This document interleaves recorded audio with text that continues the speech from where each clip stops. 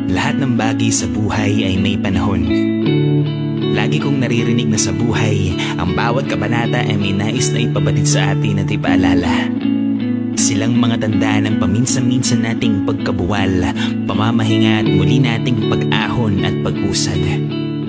Paalalang ang buhay, katulad ng mga siklo sa kalawakan ay umiikot lamang sa iba't ibang klima at panahon.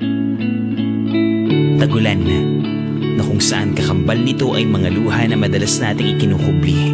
Mga luha at lungkot na itinatago natin sa likod ng ating pagngiti. Mga panahong pagpilit nating maging maayos buhat sa mga panahon ng ating pag-iisa. Pahintulutan ang sarili na anumang oras ay masagip ng pag-asa. Maniwalang may sasabay sa atin na susuungin at lalakad sa ulan. Taglamig, na kung saan madalas matatagpuan natin ang ating mga sarili na lupaypay.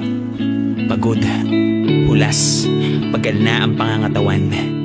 Madalas tayong sinusubok sa kung hanggang saan ang kayang tiisin sa pagpiling manatili sa kabila ng lahat.